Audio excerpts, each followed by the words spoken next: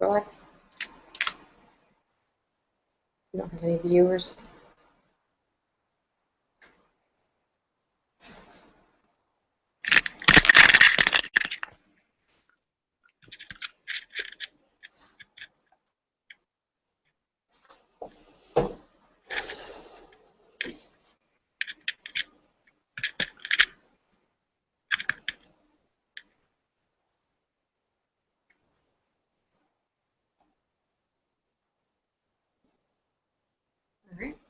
Let's go.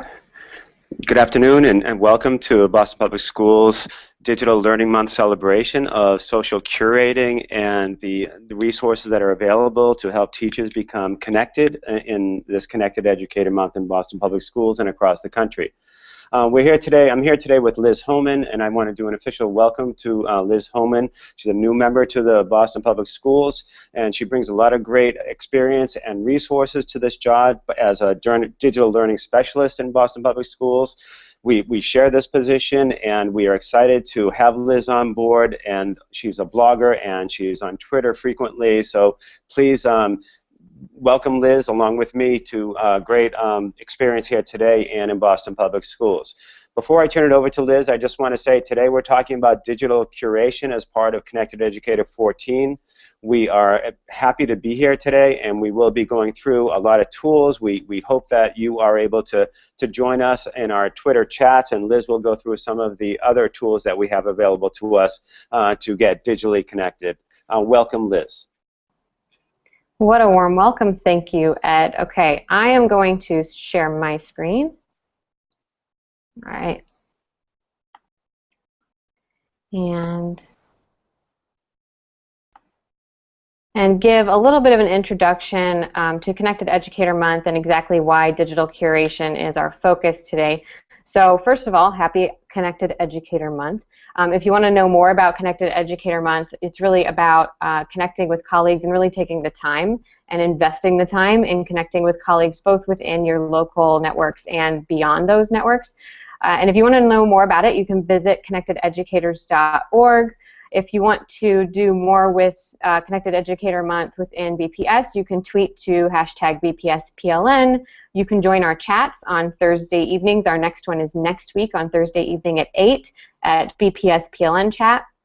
Or BPS educators can go and learn more about Connected Educator Month at learn.mybps.org in BPS Learns. So Connected Educator Month is all about connecting with your colleagues within and beyond your school district. And part of this is learning how to deal with all of the content that comes your way. So as a teacher, you probably have links come in your direction all the time on your email, or you're at a professional development session and somebody shares something and you think, oh, that is so cool, I need to be able to use that resource. So what do you do with all of these things? Well, I know for me, there are often lots of websites that come in my direction and I worry that I'm going to forget them. And what social bookmarking allows you to do is keep track of all of those resources in a way that's very different from the way you were able to do it before. So in the past, bookmarking involved having one browser on one computer, and you would have to back up your bookmarks if you ever bookmarked anything because it was tied to that one browser. Social bookmarking is a little bit different.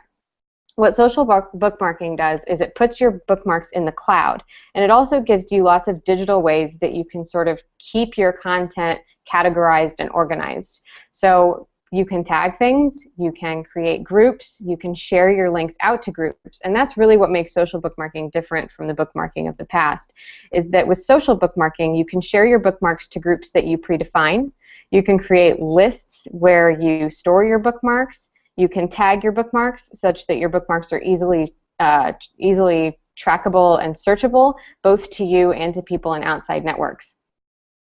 So one tool for social bookmarking that we find particularly powerful is Diigo, and there are lots of others, and I'll tell you about some others here in a few minutes, but we're going to share Diigo with you and give you a little bit of a walkthrough on how to get started with Diigo. And what Diigo allows you to do is archive your links in the cloud such that you can get back to them from any browser, from any computer. It allows you to annotate sites, and this is one of the really powerful things about Diigo, is the annotation tool that Ed's going to show you here in a second. It allows you to organize your links by adding to lists and tagging your links, and it allows you to share your links out to groups that you predefine and that other people join. So I'm going to really quickly just show you how to get into Diigo. You want to go to Diigo.com,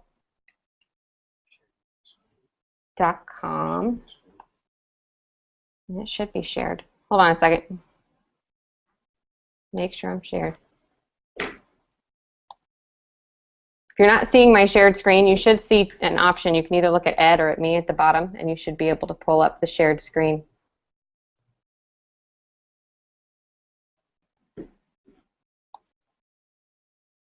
I'm going to keep going.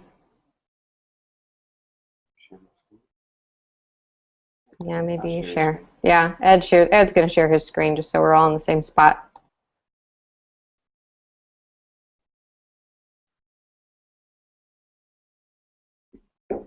So to get into Diigo, you want to create an account, or you can sign in with your Facebook, Twitter, or Google accounts. And I signed in with my Google account. Are you sharing? Do you want to jump into Diigo and show everybody how to use it? So Ed's going to take over here. Not sure what happened with screen share.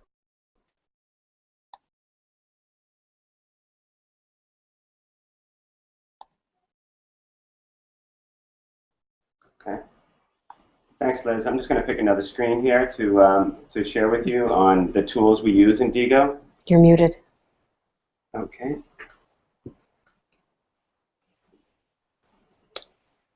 Okay, we should have you back online. Apologies for any technical glitches. We're using Google Hangout today, and we're doing it from within BPS, so you can do this. This will be recorded. If there are any glitches, we'll be able to offer you access to this and post it onto our BPS Learns website. One of the things that we like about Diigo is it's easy to use. It can be, as all these social bookmarking websites are, they have extensions that can go onto any browser. And I've added my browser to, added my extension to the Chrome browser. So I'm just going to make sure I'm sharing my screen. I'm going to go and share my Diigo screen with you in a second. And pick my other screen here. Just a second. There it is there. So I'm going into my Diigo site right there. And I've logged into Diigo. Make sure I'm sharing, Liz. Just let me know that I'm sharing my screen here. It looks like I'm not. So there it is. So now I hope that I'm sharing my screen with you in Diigo. And so what I'm going to do is just orient you to Diigo a little bit. Liz mentioned that there's tagging, and you can see all the available tags that I have over here. In Diigo, you can search your Diigo website, search your library under any of these tags that you have identified: social media, education, Google, tutorials, and you can search by either the name of the site or by one of these tags. We also have the ability to be able to share with other people through your groups at the very top of the page. You can share with groups and build your community. I have a place for my groups and for communities as well. So I'm going to just take you right into a Diigo experience where I'm actually looking at some websites and I want to share that with you. So I'm just going to go back to sharing my screen and pick up my other screen over here, and I have my Diigo screen. There it is. There. I'm going to find my Diigo screen. 1 second. There it is. So you should be able to see this Common Core in action site as that's being shared, I hope. So I've been here before today. This is a place that I've already done some bookmarking in. I've been reading this Common Core in action using digital storytelling. So I find this is going to be an important website for my teachers who are doing a series of digital storytelling this year for Common Core. This is a great resource that I want them to use. And you can see that simply Diigo, I already have a couple of things going on in here. I'll draw your attention to the far left. We have a little notepad there, a little sticky. And that sticky just says that this is my reference. I added this sticky a few minutes ago. It's a Common Core ELA resources for digital storytelling. And what I did was I picked this website and I want to just highlight a certain few. So I've done that already. So you can see that I've highlighted it in yellow, and every time I reference this site, I will be able to see that highlighting and be able to see that. There are other things on this site that I wanted to just draw my attention to. And it's just a paragraph down here about voice that I wanted to share with people. So I'm going to go to my Diigo extension up in the right-hand corner of my browser window. And I'm going to be able to annotate this part of the website. And that means I can take out a pencil and I can annotate by choosing a color. I'll be able to grab it in a second. There it is, almost. It's not letting me grab it. Let's see. Click on your little Z. I'll get my D over here. There it is. So it brought up the other sub-menu there that I missed. So I have an option for picking colors here, and I've already done one in yellow. So I'm going to do another in green since I see blue on the page. I'm going to change that. But it's about voice. And, excuse me, it's about storytelling guidelines. And I just want to highlight this section of the web page and remember it. And after I've highlighted it, I'm going to write a sticky note and just talk about this is another way to storytelling guidelines for children and for adults. So it just gives me that ability to reference it, remember why I chose this site. I can save it and I'll be able to reference it later. What is really a nice thing on this tool now, I can go back to my D on the side there, and I can see all the notes on this page and all the annotations. So I have it here, and there it is there. I have a notepad that I've done, and I have the reference that I've highlighted there as well. So it shows me all the things on the page that I like, and I'm going to be able to reference it later and share it with my teachers. So we had a couple of tools that we went over here, and that was the highlighting tool, which allows you to highlight the section of the web page that you find most compelling. It allows you to add a sticky note, which you can explain why you referenced it, and then you can get a summary or you show your annotations on this page. One of the things that we want to do is sometimes be able to save these pages to a group. So I've already done this once, and I'm going to save it and tag it again. So I've already added some tags here. You can see this page is important because it's digital storytelling, that it's an Edutopia article. It's also very relevant for the classroom. So I just added another tag there, and I can always search it from those tags. I also want to be able to share it to a group. So I've created a group in my Diigo library, and I'm going to save it to the digital learning team in OIT so they can have access to it as well as we start to share resources and build our own library. Excuse me. To take over. Take it over. I'll come back. All right, end your screen share. Ed's going to stop screen sharing. I'm going to take over. A little tickle in my throat, folks. Excuse me. I'm going to stop screen sharing. Stop. Click stop at the top. All right. So thank you, Ed, for showing us some of the basics of Diigo. I'm going to take over for him a little bit. I hope you can see my screen. Last time, we're still learning how to use this Hangout tool, so thank you for bearing with us. Can you see my screen, Ed?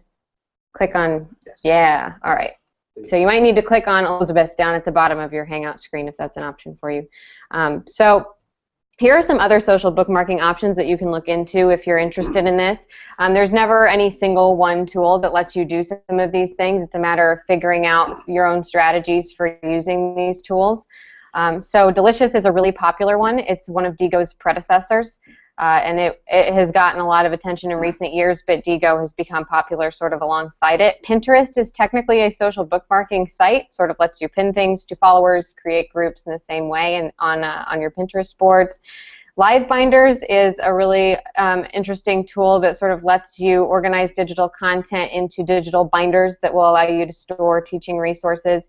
Bitly allows you to create and share short links, does much the same thing as Diigo, but it also creates short links that are easier to share in social media like Twitter, where you have a limited number of characters. And if you're looking for more, we have shared these slides and you can access them from the event page in Google+, and you can click there on that link and it will take you to an article that will give you more ideas for social bookmarking options. Now, we're going to move on to curating with RSS feeds. And RSS feeds are something that not a lot of people take advantage of, but can be very, very powerful ways to curate your online content. Basically, what RSS feeds do is they grab content from somewhere and they put it in one place for you. And you can decide where you want to get your content from, and you tell it, add content from the feed. And it's sort of like a TV channel broadcasts a show and it's shown on lots of channels, and syndication sort of brings it into one spot. So it's a lot like that. That's how RSS feeds tend to work. So Feedly is my favorite tool for content curation using RSS feeds, but there are lots and lots of other options, and I'll share a few of those with you in a minute. What these sorts of tools let you do is search for content in areas of interest to you. They allow you to organize your favorite websites into groups such that you can look at specific content that you're interested in looking at. Allows you to read sort of your own personal newspaper and stay up to date, and to share your favorite stories to social media. So I'm going to go into Feedly. And this is my Feedly account. Much like with Diigo, you'll have to set up your own account. You can link it to your existing accounts. I have this one linked to my Google account, so it's easy for me to sign in. And what you can see on my home feed is that I have lots of categories over here in the left-hand navigation bar. So I have a category for my academic reading, my blogs that I follow in academia. I have another that's called blogs. These are the blogs that I follow for fun. I have another category called Ed Tech, and another category called news, and another category called running, because that's another thing that I'm interested in reading more about. So the way to add content is over here on the left-hand side. This is very easy. All you have to do is click on Add Content, and you can do a couple of different things. You can either put a URL in there for a website that you like to follow. So let's say you have a blog that you're interested in following. You can put the blog's URL in there. Or you can look down here in these categories, these interest categories, and let's say I'm interested in tech, because of course I am interested in tech. And I can click on that, and it will give me a variety of different possibilities for tech blogs, tech websites that are constantly updating that I can follow and add to my feed. So maybe I want to add Mashable to my feed. And I can choose which collection I want to put it in. So I can either make, it's actually suggesting to me that I make a new collection. I could also put Mashable in my Ed Tech collection if I wanted to. I could give it a different title if I wanted to, but I'll just add it to that collection. And so it has added that to what I already get. So if I go back to my home feed, I'll probably see under Ed Tech, yes, Mashable options up here, and these are new articles that Mashable has come out with recently. If I want to read an article, I just click on the headline, and it will pull up that article for me. So if I wanted to read about 10 grammar mistakes people love to correct, I can pull that up, and it will give me the content, or I can click on the actual link at the top, and it will actually pull me out to the original post on that website. So what Feedly allows me to do, and here's how I use Feedly. What Feedly allows me to do is have sort of my own personal newspaper available to me. So if I'm sitting down in the morning with coffee and I want to really quickly look at the blogs that I like to follow, I can pull up Feedly, and all of the blogs I like to follow will be in one spot. And I can look through them over here. If I want to look just at one at a time, I could go just straight to Grad Hacker, and it will tell me what's available on Grad Hacker or on Inside Higher Ed, and I can read just from that one space, or I can go to my home page and I can look at all of the new articles that are available to me at any given time. What this helps you do is stay up to date. So if there's a web page you want to follow and you don't get back there on a regular basis, but you have it attached to your Feedly, you'll see a new story that comes up, and it's like your own personal newspaper. So if, for example, you wanted to follow the blog posts on Edutopia, which we showed you a few minutes ago, you could do that. If you wanted to follow Ed Week, you could do that. Or you could add CNN pages to this, or other popular like BBC News feeds, and then you would have a space where all of the current events were coming to one sort of personal newspaper that you curate yourself. So that's the big advantage to using tools like Feedly. And a quick breakdown on why you might want to. There are lots of other RSS reader options. Dig, Feed, and FeedSpot are a few popular ones. You can also Google RSS readers. Google Reader was really popular for a long time, and now Google Reader sadly is no more. So the one I've replaced it with is Feedly, but there are certainly lots of options for RSS feeds that you can look into. And Ed Week also has published a list of RSS feeds for teachers to follow. That is a fantastic list that you can follow if you're interested in looking into RSS feeds as an option for staying connected. So that is all we're going to do with you today. We just wanted to give you a little bit of quick rundown of some of the tools that are available to you for online curation.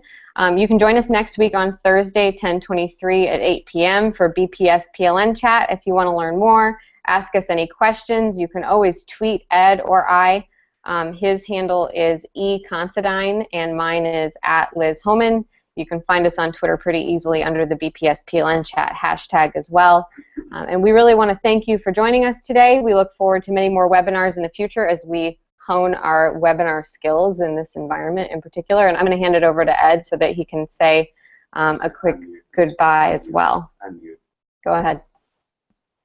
Thanks, Liz, and for that overview of Feedly and RSS feeds, and for our introduction to social media and bookmarking and RSS feeds. There are lots of web tools out there that we want to explore with you during Connected Education Month and throughout the school year. As we know, it's important to be connected all year round and to share the knowledge that we're gaining from our connections with our colleagues, and of course, so that it benefits our students in the classrooms.